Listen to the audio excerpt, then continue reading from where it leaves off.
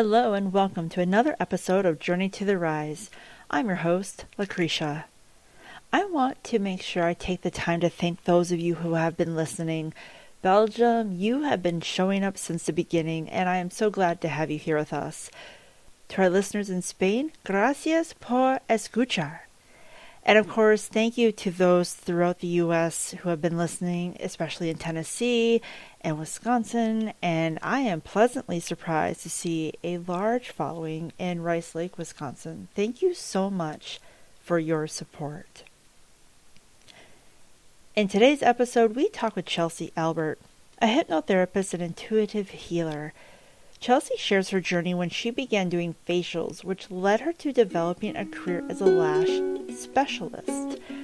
However, though it was fulfilling her desire to help people, she still felt there was something more out there for her. When she discovered hypnotherapy, something shifted inside her and she began to realize the difference she can make in other people's lives. It took her to a deeper level of helping someone and increasing their confidence.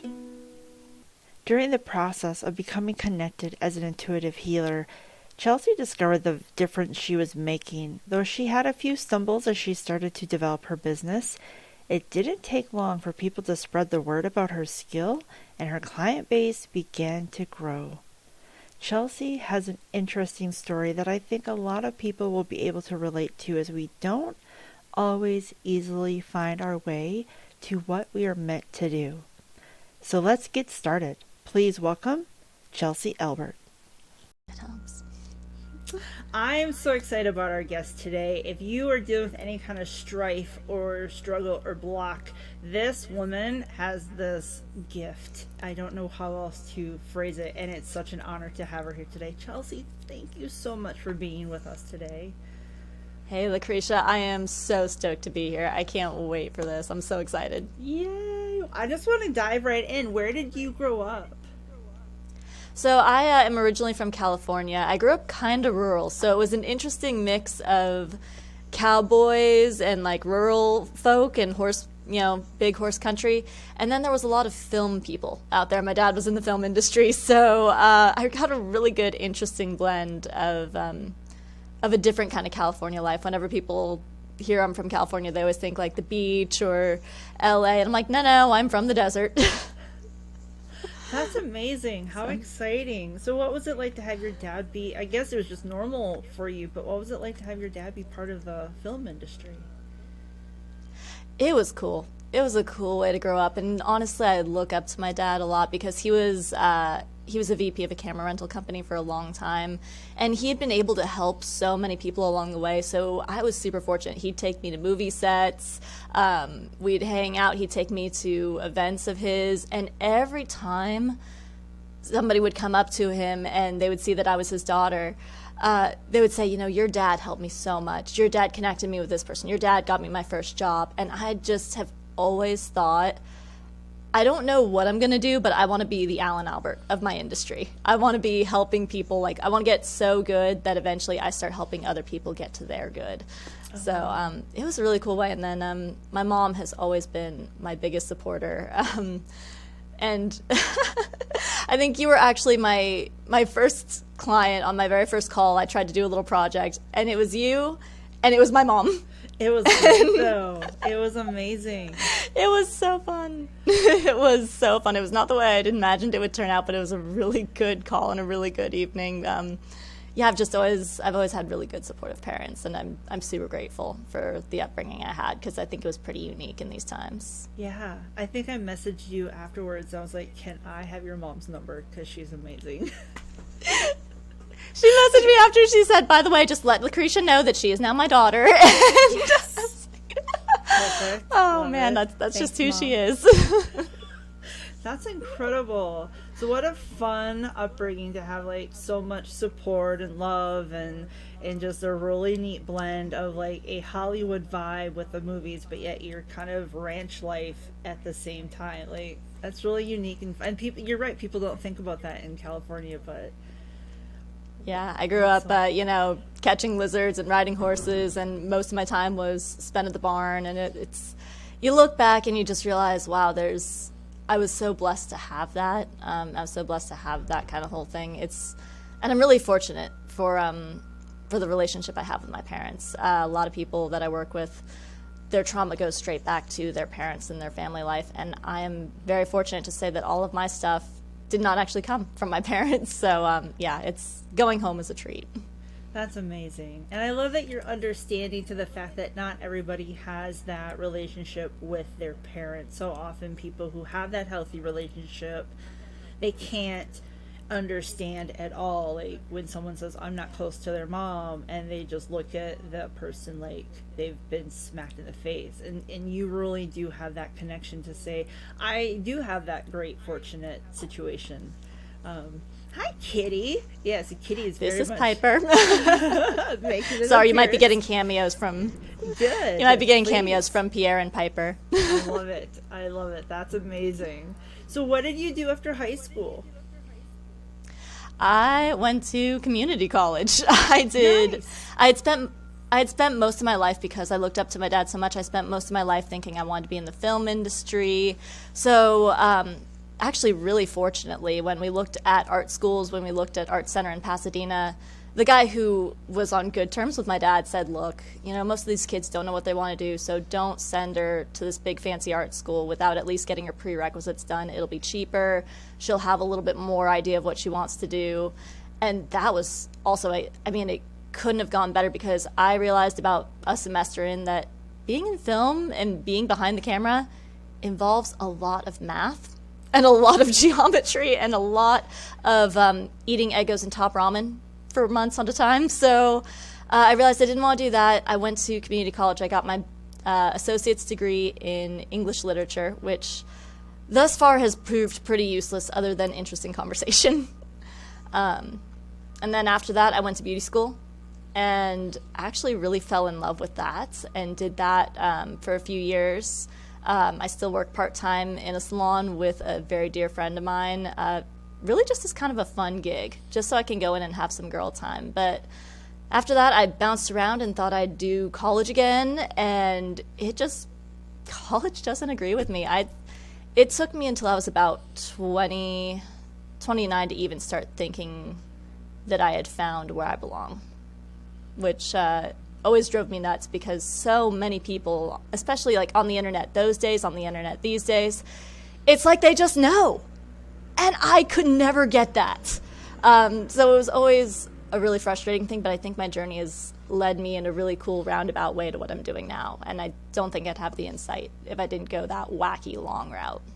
I love that. And I think community college and those two universities that are out there are hidden gems of a place for people to go and just figure out life right after college. If you don't know what you want to do, you don't want to necessarily go to a big 4-year, it's a good landing place for people to go and just kind of figure out life for the first couple of years. And you're right, college isn't for everybody, and I think it's really fascinating with the online courses and workshops and YouTube universities. There's so many ways to gain knowledge. It doesn't have to be the conventional, I have to sit in class for a semester and study and stay up until 2 a.m. hoping I pass the exam that's tomorrow at 8. Like, right. And I noticed there's just so much red tape. When I did go back to college for the last ditch semester, I wanted to be, a licensed psychologist. I wanted to go and get my master's. And there was just so much red tape in academia. And I personally couldn't stand taking classes on, interviews and communication when I'd been interviewing for 5 years already and talked my way into jobs that I probably shouldn't have gotten. So I already had that class taken care of. But the fact that modern academia seems to really reduce people in general to theories and disorders and symptoms and diagnoses, it seemed, I don't know, it just didn't fit with me. And it kind of seemed like going the long way around. So, and that's okay. Like, yeah, I hate wasting time. But was it really a waste of time? Because look at the life experience you gained to where you are now. I think it all had a stepping stone pattern for you.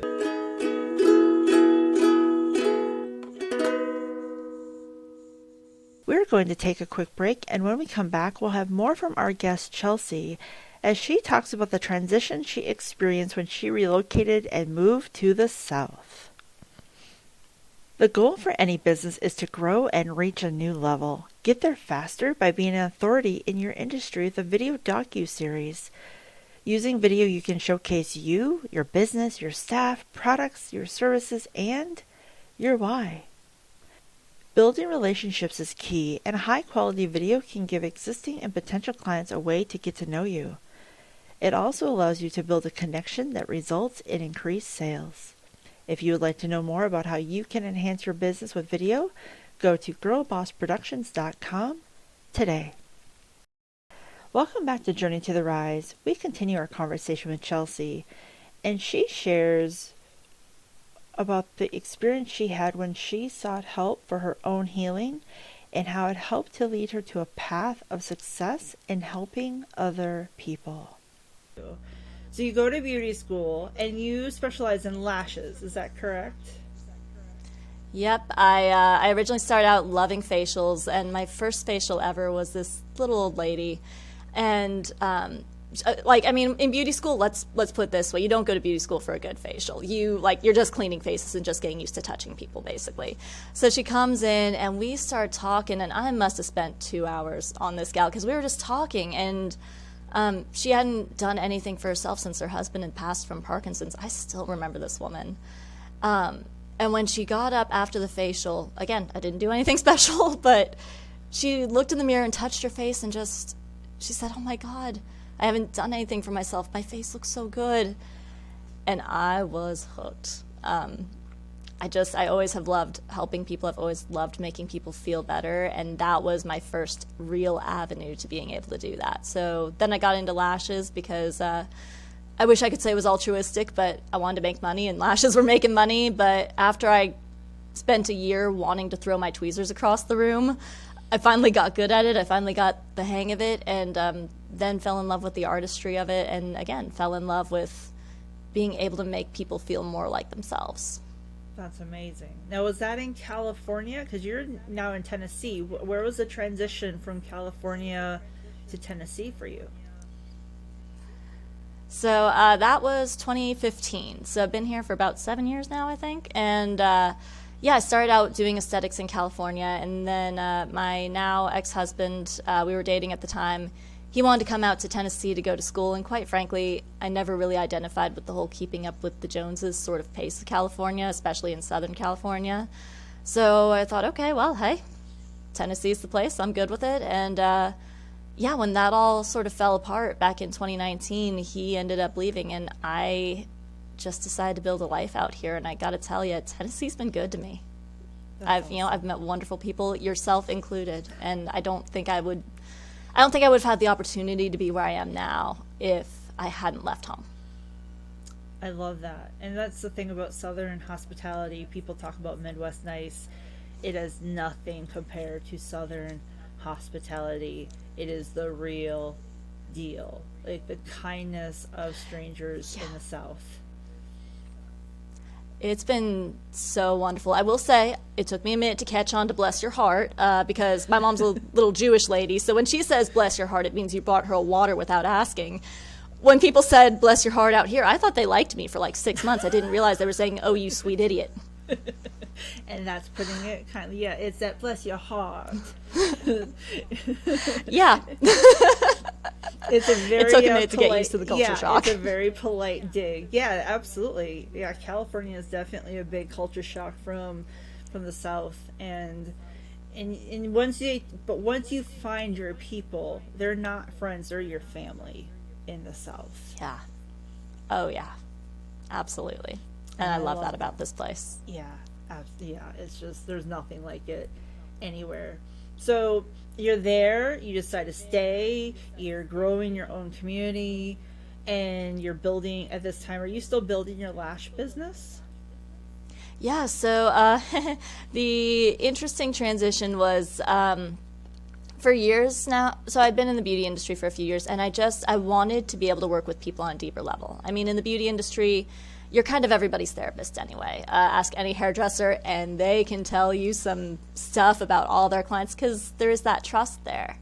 But I noticed that when I'd offer people advice or when I'd offer people kind of my own intuitive read on the situation, it was kind of like oh yeah, that's a good idea, and then they wouldn't take the advice. There's a boundary that you have to set as a beauty pro, that you have to know that you're really there to listen. You're there for your client to vent. If they ask for advice, hey, cool, but really you're there to be their sounding board more so than a healer. And I wanted to work with people on a deeper level. I could see people, just, oh man, just spinning.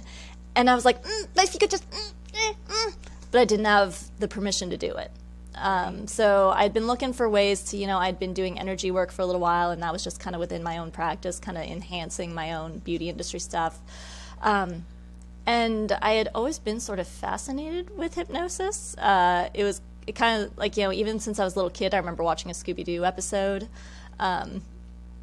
about Daphne getting hypnotized. I was just fascinated, probably because I'm always so in my head all the time. I was like, ooh, what would it be like to be totally out of my head? Right. And then, when I finally found hypnosis, then I started transitioning. Into something deeper. That's amazing. And you do hypnotherapy, and it's not the typical what you see in like the old movies of them swinging something in front of you and you become zombie like state. But you still have this gift. And before we get too deep into like the process of what you do, how did you know that? Because you do have a gift. I've talked to other people who have seen you. How did you know you had a gift? I mean, clearly you could see it when you're doing the beauty work, but it has to go deeper than that. I did not know I had a gift. I wouldn't have even considered it a gift, and that is, if for any of your listeners out there who are in kind of that weird sort of unseen world, I looked for a gift for a long time. I was like, God, if only I was psychic, if only I just knew things before they happened, or if only I could see auras, or if only I could read, and there are people with these genuine, oh my gosh, in your face gifts. And I just never had that aptitude. I was always pretty good. I was always pretty empathic, and I could always tell, maybe there's something a little more energetically going on here, but I didn't consider that a gift because it came so naturally to me that I just kind of figured everybody could do it. So sometimes I had to realize that sometimes your gift is the thing that is so natural to you that you have no idea that other people aren't doing it. Honestly, I think the first time I realized I had a gift was when a client told me. And, of course, I had to play it off like, oh, you know what, thank you for that affirmation. And on the inside, there's this little Chelsey going, oh, my God, oh, my God, oh, my God, oh, my God, oh, my God, I can do this. Nice. So, that's amazing. Yeah, but honestly, I didn't realize I had a gift until I started doing something. Yeah. And what kind of training did you go through to pursue this career? So I guess I'll kind of backtrack to, where I originally started with it. I had originally found out that hypnotherapy was a real gig when I sought my own help for my own healing and my own trauma. So I started out doing a live course in March of 2020, which got shut down 3 days in. Oh, no. And, the bottom just fell out on the world. And so I ended up taking that online, which was so much better because he was doing a beta test. So we all kind of got a little bit longer of a session because we were working out the bugs.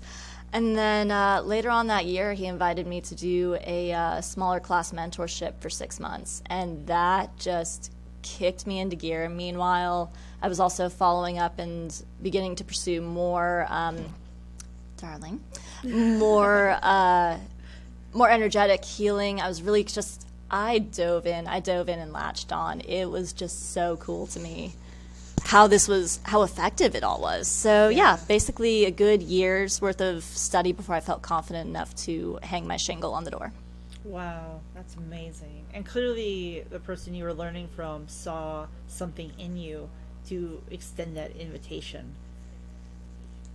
I hope so. I really do. And I learned with Steve Rame, and he is a fantastic hypnotist out here, and just really knows a lot, and especially about conversational hypnotherapy, which was kind of the avenue that I learned. We learned traditional hypnotherapy, but he taught us to work without scripts. and to use our intuition, which I think is where my gift comes in as well, is as a channeler, I'm tapping into my client's energy, I'm tapping into source energy, and whatever comes out of my mouth and whatever comes up for the client in their own adventure, internally, is where we go with it. So I'm super grateful to my teachers who taught me to think outside the box right from the get-go. Oh, that's amazing. Yeah, and it's also, I love the videos you do on Instagram and TikTok, because you're very off the cuff, and like you'll start with this topic and you just can magically, and I hate to use that word, but it's just really, within the 30-second to a minute 30-second that you do your videos, you go into something and you're very intuitive, and you're just organic, you're real, and you just pull from wherever that little blip of conversation goes. And I think that speaks volumes for how you work with your clients, because you are very open to whatever comes is where things should go. Thank you. And I honestly, it's one of those things I never pick up on for myself. So again, it's always interesting. I can't really see myself clearly. I can see others like laser, but it is always so wonderful and so affirming when somebody sees you. And it's why I so value your friendship and just knowing you, because you're also one of those people who I think kind of cuts through right to the heart of things. So I really appreciate that. And yeah, I don't know. People don't fit in boxes. People don't fit into scripts. And I've always been amazed at where the sessions go. I never know where they're going themselves. So it's almost like reading a book, and the client is taking me on an adventure, and all I can do is just hold the flashlight and say, hey, that's interesting. Why don't we stay over here? Hey, what about this? It's fun. It's fun what I do. I love it. That's awesome. And what challenges do you face in this kind of work? Honestly, it was a bit of a challenge to build. It was a bit of a challenge to get out there and tell people, hi, I hypnotize people, not like in Hollywood, but if you'd like to come and trust me to tinker around in your head, I can help you heal your trauma in less time than it would take to do months of therapy. It's an interesting kind of proposition for most people, and a lot of people, again, are so kind of thinking that it's going to be Hollywood and I'm going to hypnotize them to rob a bank. Look, if I could hypnotize you to rob a bank, I'd be in Fiji by now. So it's not how it works. Some of my biggest challenges really early on were actually not only finding an audience, but once I found an audience, finding the right audience. I hope this is okay to say, and if it's not, just edit it out, but there are a lot of people who fetishize hypnosis, oddly enough. So for the first little bit, and I think it's because people who do fetishize hypnosis and kind of want to target female hypnotherapists, they kind of know when they're just starting out. So I got a lot of weird calls at first. I got a lot of weird dudes saying could you hypnotize me to be more submissive? And I was like, no, but I have a great male mentor that you would love to see. I think that's honestly, so for a little while I was actually very scared to work with men. And it took me a little bit, and as I started getting more comfortable in my community and just doing more live in-person meetups, like the one we met at, I started working with more men. And all of a sudden I realized my entire demographic kind of started shifting, because I actually do love working with dudes who want to heal. They are some of the best clients ever. So it's been really interesting another challenge has been finding my audience and finding who I really love to work with most. Because I guess that's the thing they always teach you in marketing is find your niche, right? But the more I realize that, the more I realize my niche doesn't obey just one demographic. So it's been a really interesting journey trying to build the business more than anything. Yeah. And you must have to set boundaries, not just with those clients that are not a fit, but I would imagine when you are pulling so much energy from a person, energy from source, that has to drain you. What was the process like for you to set boundaries? So honestly, it's I was told by someone when I first started aesthetic school. So I'm actually really grateful. And just like you were saying, every stage of the journey has a purpose, because I I started learning that lesson early on in the beauty industry. When you're touching people, when you're working with people, you are absorbing their energy. And for a good 6 months, I would just come home with this pain in the middle of my back, and I was just absorbing and holding all this energy from people. Until finally someone one day, and I'm always grateful to her, she was a massage therapist, and she said, no, you're not supposed to hold it, honey.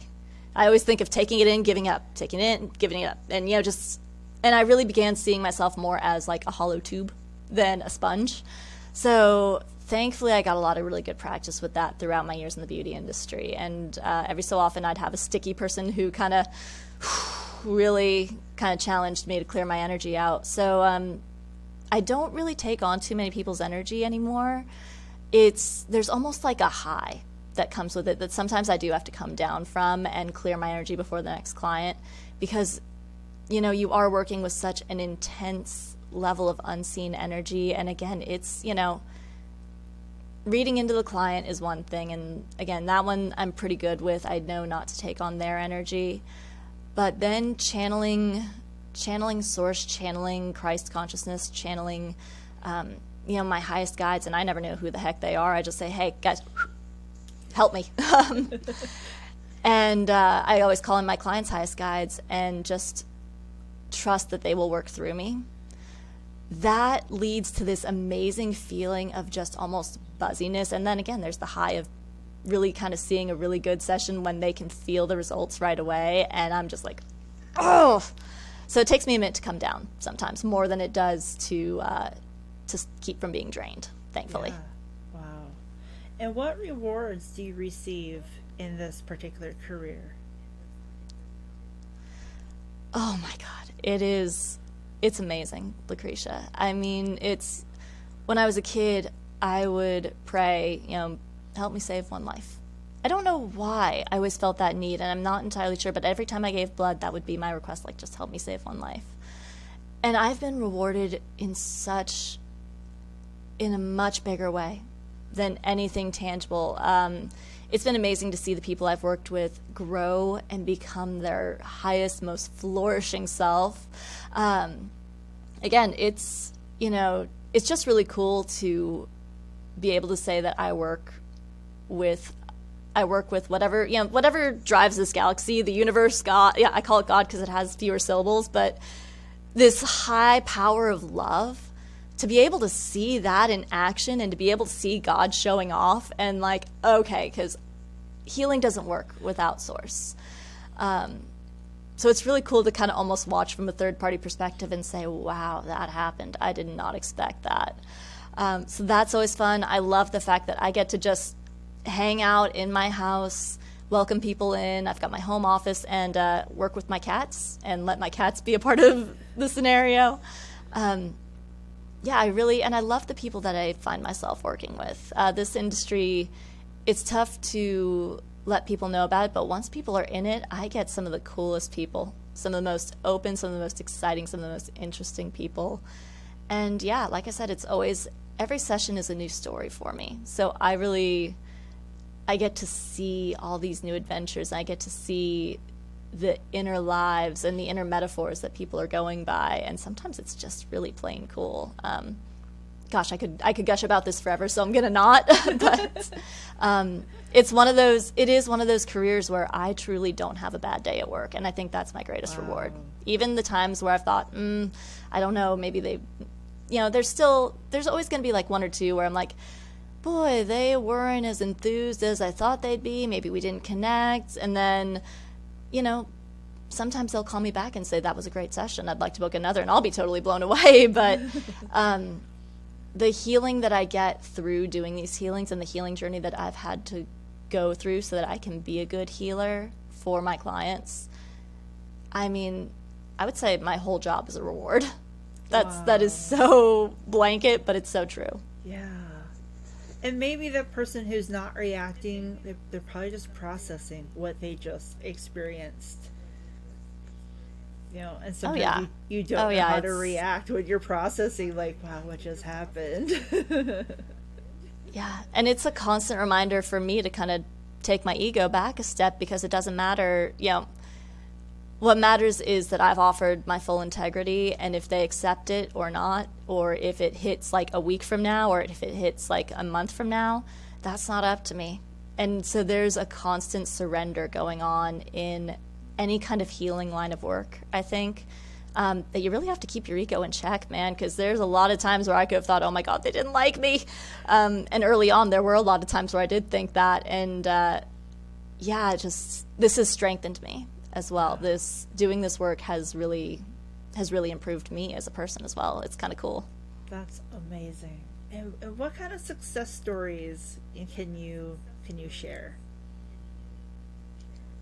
Man, there's a bunch of fun ones. One of my favorites still to this day is my very first client. And I mean, she wasn't even an official client. I was doing her lashes, and I was like, hey, look, can we just try something? Because again, it was one of those moments where I was like, okay, I could see, maybe I can do something here. So she went with it, and she had been terrified to date. I mean, she had been through the ringer with relationships, and she was like, nope, you know what, I'm going to be the single person forever. But her New Year's resolution was, okay, I'm going to get back out on the dating scene. And she was so sketched about it. So we did a session of trauma release. And again, I kind of didn't really know if it would work. I was just like, hey, look, I've learned this. I've seen it work in practice, and let's try it. So she did one session, came back a couple weeks later for her fill and said, I'd like to do another one of those if I can, because my coworkers have all been saying that, like, I just feel lighter and I've been handling things easier. And I was like, okay, hey.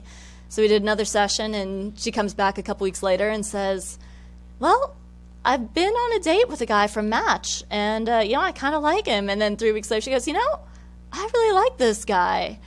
2 years later, I just got an update about a month or so ago. They are engaged. And she is getting married to this man, and I could not be happier for her, because she's just such a wonderful person. She deserves that love and that happiness. So again, kind of just helping her get out of her own way has been one of the greatest gifts. Another one of my favorites that just happened recently was there was a woman who was really petrified of snakes, and I work with a lot of phobias as well, especially flight phobias, and those are some of my favorites because I love to travel, and I can't imagine a world where people are terrified to travel. So that's a separate one, but this woman was afraid of snakes, and she had, excuse me, just a sec. I'm geeking out and I need a drink. Hydrate. Right. So it was to the point where she couldn't see a picture of snakes. She couldn't look at a movie, and that would all be fine and good. But she wanted to travel too. And this is, again, maybe something that I love travel, but she wanted to go to India, a notoriously snaky place. She wanted to go to Costa Rica, and she would not go to these places. So we did a session, and the interesting thing about this one was it turns out that snakes had been present in almost every traumatic situation that she had ever been in. She had never been bitten by a snake, but snakes were always present, and it almost, again, I can't shake that feeling that maybe the snakes were her guardian and not her, not her danger. But I think they were kind of almost there as a danger signal. That's just my own personal read on it. But anyway, long story short, we go through a session, and she, at the end of it, she was asking to see pictures of snakes. So I showed her a few, and to the point where she actually, the first one, she said, oh, that's kind of cute. And even, the other one that I showed her, she was giggling and laughing. And, with phobias like that, I never want to encourage people to love things and, pick them up like, their pets, because there's always a little bit of respect that snakes need. But that was such a cool session because, again, it could have been something as simple as a snake bite, but it wasn't. And that was a fun journey for me to go on. And to see that instant result of just one session, a total shift in her fear, I love it. It's my favorite. Awesome. Yeah. Oh, I love that. I got goosebumps. That's fantastic. Yeah, she's cool. Now, how do you react to people who think like this is hokey and just doesn't work? Let me tell you, if you ever want to clear a room, tell people that you're a hypnotist. People, whatever. I do a lot of networking events because I love to go out and meet people, and every time, there's one of two reactions. It's either, oh my, that's exotic, really? So what do you do? How does that work? or people start to get real uncomfortable and they clam up a bit. They're like, oh my God, are you hypnotizing me now? So honestly, it's all kind of fun. I kind of love the shock value of being able to say that I do hypnotherapy, just because it's kind of so unknown and not really practiced out here in the South yet. But so it's always an interesting conversation starter. But also, I guess really it's not I'm kind of lazy when it comes to attracting clients. I just want to work with the people who are called to work with me. I don't want to have to convince anybody that, hey, look, I'm the right person for you, because I may not be. I am just an advocate of whatever works and finding who you click with. So thankfully, I don't have to put a lot of work into convincing people. That's not my shtick. It's work for me. But I do love educating people that we are not the dangle a pocket watch. I got called a gypsy once at a bar. There's a lot of fun reactions that come with it, and I've just learned to take it all in stride, whether it's interest or whether it's, oh my God, are you talking like the movie Get Out? That was hypnosis. Even though that does have some really good hypnotic techniques. I do a review on my YouTube channel, but that was actually a really good movie, I gotta tell you. But other than that, no, it's fun to see people's reactions. I enjoy it. That's awesome. And if there is because you don't just do in person, you also do online sessions. Is that correct? So you could work. Could work with literally anybody from around the world. All I need, well, I do need them to speak English because my fluency is not that great. But it's really all I ever need from a client is that they have the desire to heal.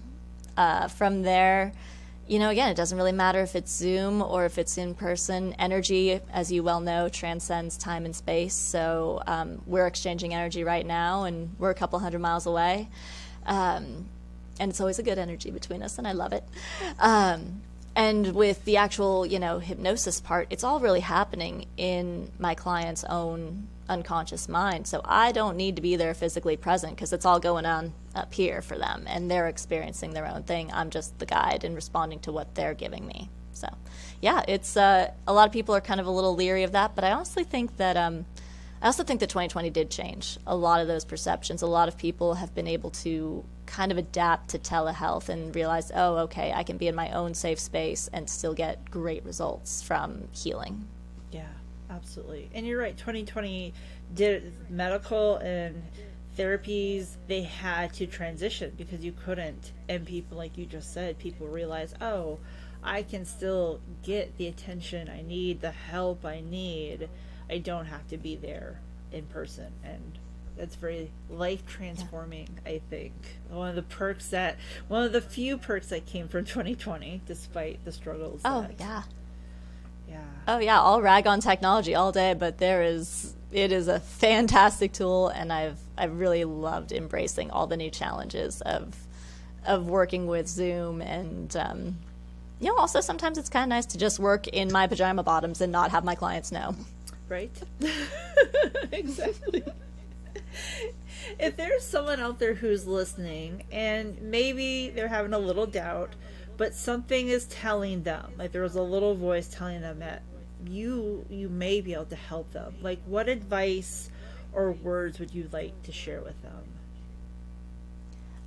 Look, I would say if this calls to you, honor that call. I always do a free consult chat with my clients, so again, we can kind of sense each other's vibes. But really, this healing work is something that kind of calls to people. And if you have the pull to connect with me, I'm open. If you have the pull to connect with me, if you're listening to this podcast and you're like, yeah, that girl sounds like more my speed, I would love to talk with you, because chances are you are my people too.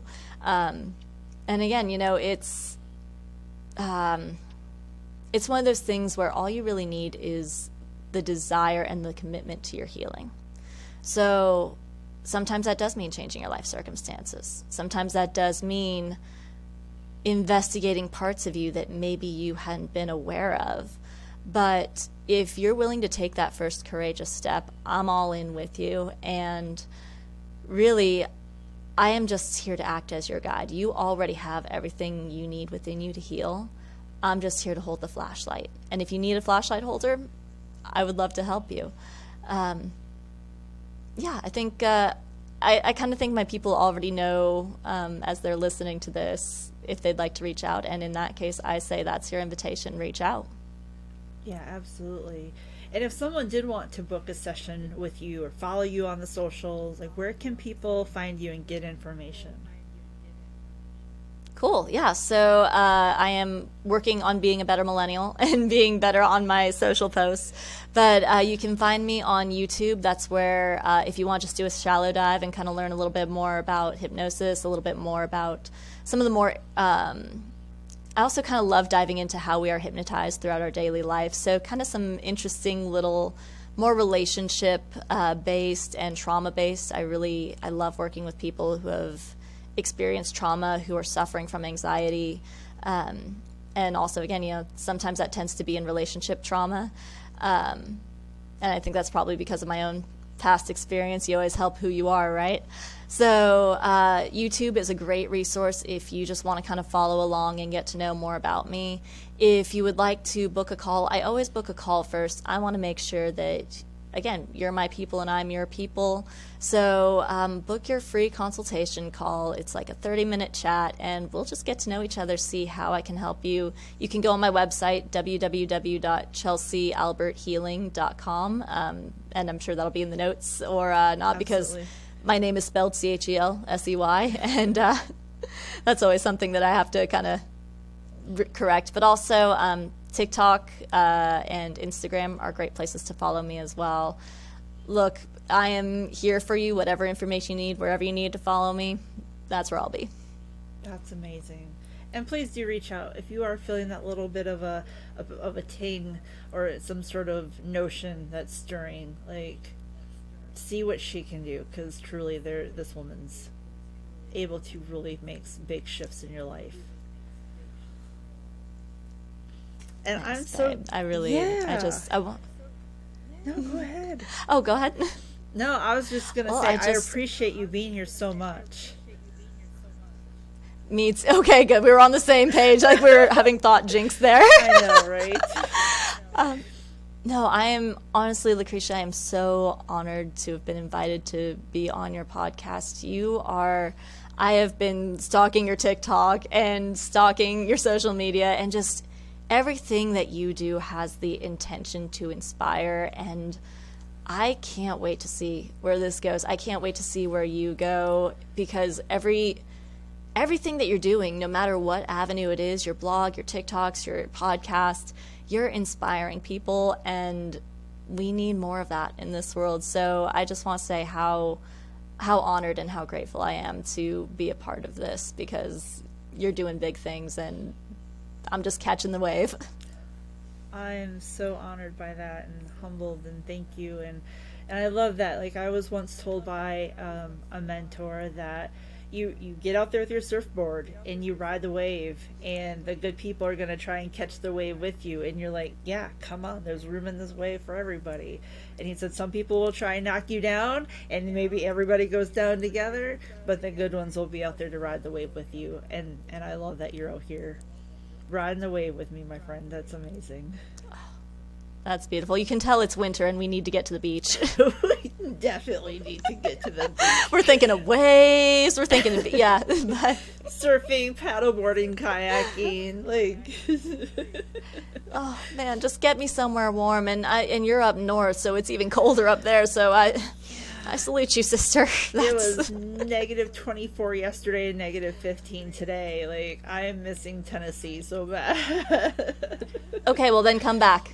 Right, come back right now. That's the goal. Me and my dog, our bags are basically already half packed for that opportunity. Oh, sweet baby. Thank you so much. You're amazing. I love that just with what you know, with what you're doing and knowing how much you love doing it, you really are helping people just like you have always wanted to do, and that's awesome. Funny how that all comes around, doesn't it?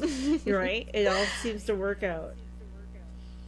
Yeah, thank you so much, Lucretia. And if there's anything you ever need, babe, give me a shout, because this was an absolute blast, and I can't wait to see what's next. Yay, thank you. You're so welcome. Thank you. That's it with hypnotherapist and intuitive healer Chelsey Albert. Next week, we talk with Terry Lancaster, a copywriter, car sales guru, author, and speaker. I've written three books. I've got three number 1 best-selling books now. I've been very lucky in that respect. But I ended up writing one about the car business because the most recent book I released it over the last couple of years, a couple of years ago, and it's called How to Sell More Cars. And I wrote it because the car business has changed so dramatically since when I first got into it in the 80s, when it was all about spending huge money on radio and TV stations, and car dealers still do spend huge money on radio and TV stations, and I still produce radio and TV spots for car dealerships. I've probably written more radio spots than any human being alive, just because I've been doing it for so long. Hey, thanks for listening to Journey to the Rise. Please do follow us on your podcast app so you have the latest episode downloaded. If you want to follow us on Instagram, our account is at Journey to the Rise Podcast. This episode is researched, produced, and edited by Girl Boss Productions. And please remember to be kind to you. When you're kind to yourself, it makes it easier to be kind to others. I'm Lucretia, and you've been listening to Journey to the Rise.